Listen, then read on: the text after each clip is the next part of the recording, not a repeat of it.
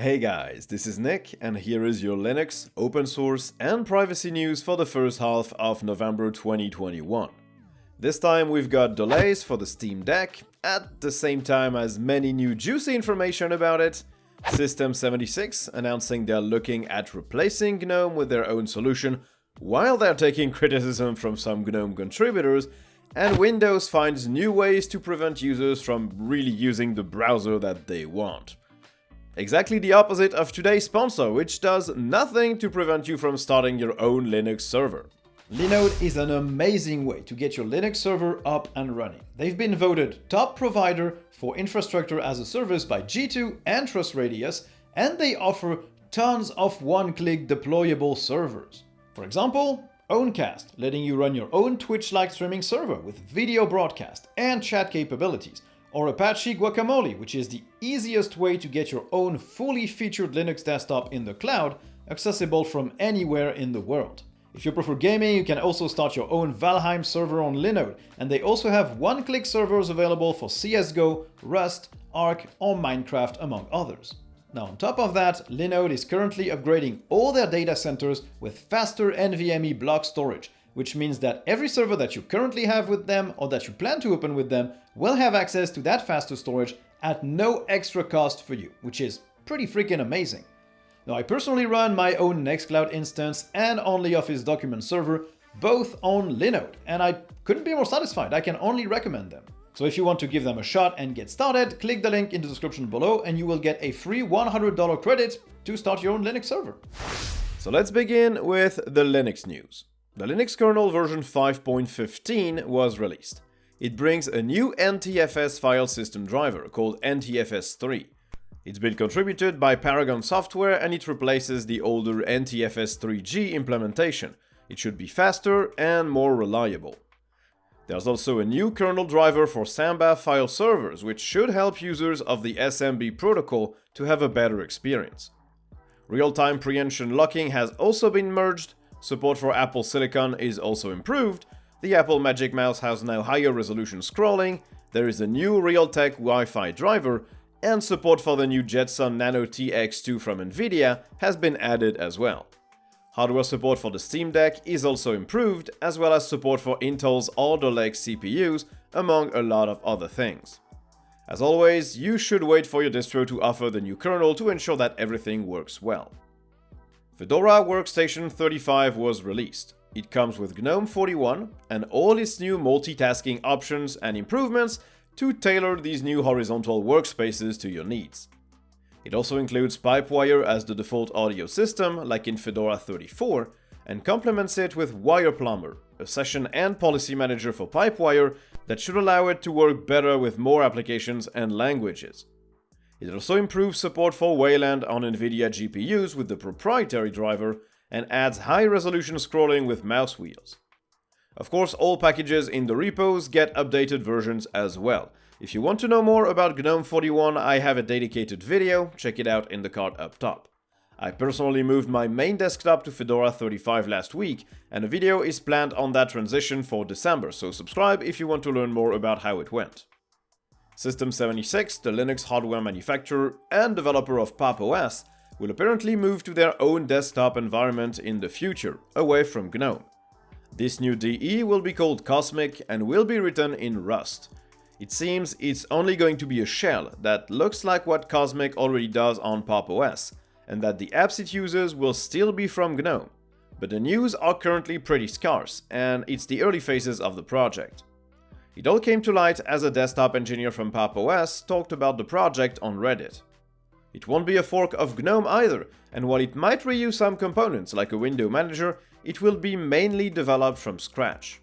System76 will apparently be hiring to handle this development, and the goal seems to have more control over the experience they can provide their users and not be as dependent on other open source projects. I'll have a dedicated video on the channel in a few days summing up everything we currently know. Now, speaking of System76, they've decided to submit patches to the apt package manager to avoid users being able to break their systems. This comes in the wake of Linus, not Torvalds, Linus from Linus Tech Tips, trying out Linux and PopOS and removing their whole graphical desktop, by using apt to force a Steam package installation. Basically, while a command line user would probably read the warnings, it's still ridiculous that installing a package could lead to the removal of virtually everything useful, and System76 wants that behavior to go. The issue seems to be linked to a lack of an i386 version of Steam in the repos, which was needed, and so the package manager downgraded the package to the version in the Ubuntu repos, thus resulting in the removal of the desktop. The patches would block that behavior and allow users to re-enable it if they want to. They also want to improve the experience of their Pop Shop, their graphical app store based on the elementary App Center, to avoid having to resort to the command line in the first place. And this video is turning into System76 news as the controversy between them and some GNOME contributors rises up again, this time in the form of a blog post written by Christopher Davis, pointing out various interactions with System76 that they felt weren't appropriate, misleading, or not in good faith. The dialogue has since de-escalated, it seems, at least on Twitter, but this kind of stuff really doesn't help anyone.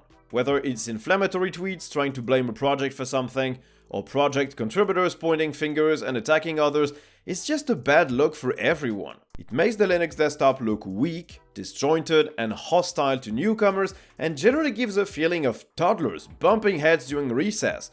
I wish we could go past this kind of childish stuff. Whoever, if anyone, might be at fault. There are more adult solutions to handle this than fire blog posts and tweets at each other. Now on to the application news, and Firefox 94 was released, and it brings a bunch of performance improvements if you're using Intel or AMD graphics. It enables the OpenGL EGL backend by default for these GPUs, although Nvidia users won't benefit from it yet, as the proprietary driver doesn't have support for that yet.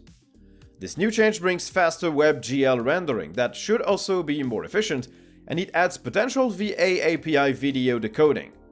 It also allows the unification of X11 and Wayland rendering, which means that all new features that are developed for Wayland will also land in Firefox for X11, at least in the graphics accelerations front. Other performance improvements include a reduction in JavaScript memory usage, faster page loads, reduced CPU usage when using HTTPS, and improved startup times. This comes right after I ditched Firefox for Epiphany. If you've missed that video, check it out on the card up top, and don't hesitate to subscribe to see how that transition went. Ubuntu is working on a new firmware updater application, written in, you guessed it, Flutter. Canonical has announced that Flutter would be the default framework to write any new Ubuntu app, and while I wondered what kind of app that could mean, it seems a firmware updater is the first, along with their new installer. It will be a front-end to the Linux Vendor Firmware Service, or LVFS, and this used to be integrated in the Ubuntu software app, but it seems it will be handled separately. The code for this app is open, so other distros that want to take advantage of it will be able to.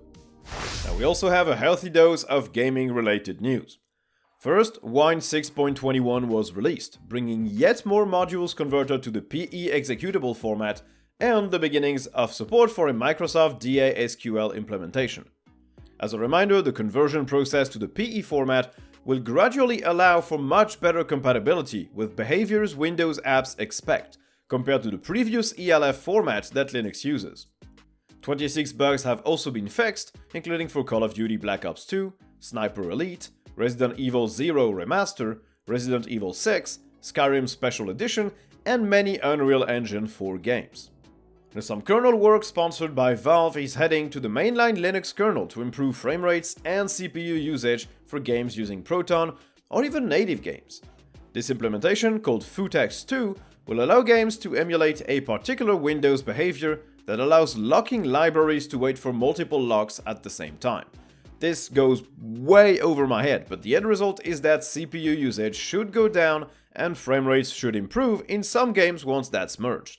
It's really cool to see Valve and other partners like Collabora and Codeweavers to work on the kernel to make it more suitable for gaming, and it really speaks to their commitment to Linux as a main gaming platform. Now some sad news, as it seems that the Steam Deck will be delayed to the first quarter of 2022, at least if a mail I got from Valve is to be believed. This means that I won't get to avoid my loved ones at Christmas by playing Hades on my portable PC. But the good news is that I should have it available in February to play around with. It seems linked to the global component shortage, which won't surprise anyone, and that will at least leave some time to Valve to perfect SteamOS 3 and make sure that anti-cheat support has been added to as many games as possible. It unfortunately also means that any new order will start shipping after the second quarter of 2022. Now, speaking of the Steam Deck, we now know a lot more about it, thanks to the Steamworks virtual conference. Gaming on Linux has a good roundup of everything that we learned there, and that includes the fact that SteamOS still needs some time in the oven, but that its interface will replace Big Picture mode. It will also support installing external software, especially through Flatpak, and the OS will be installed using immutable system images that are read-only, so users shouldn't be able to destroy their system even though it's Arch-based.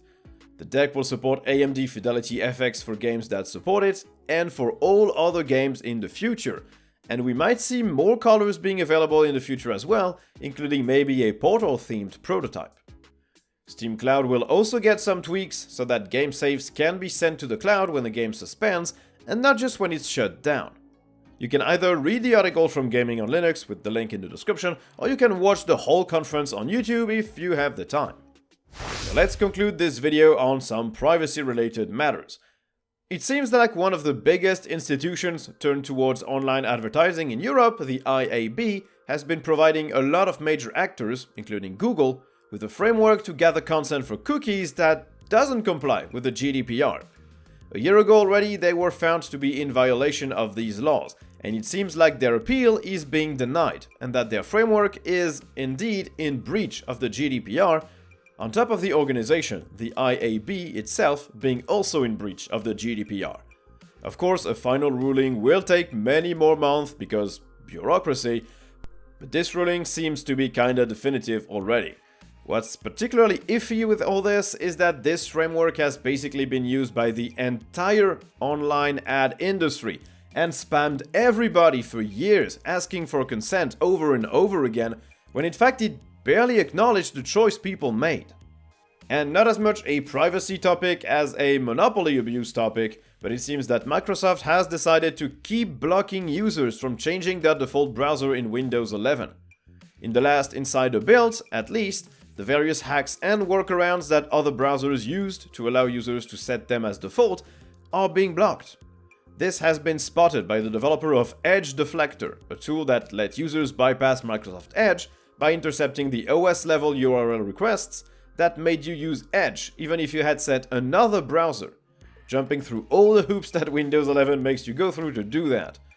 It seems like even if you damage your installation and completely remove Microsoft Edge, Windows will prefer opening an empty window than to use your preferred browser. It's definitely another terrible move by Microsoft.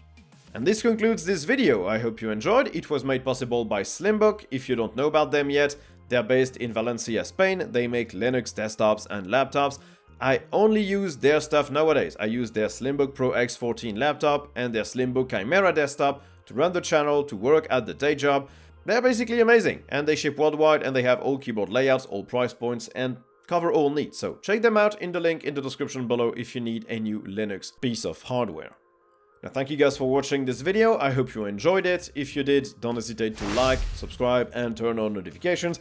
And if you didn't, you can also dislike it and tell me why in the comments, but you won't see the dislike ratio because YouTube is weird like that.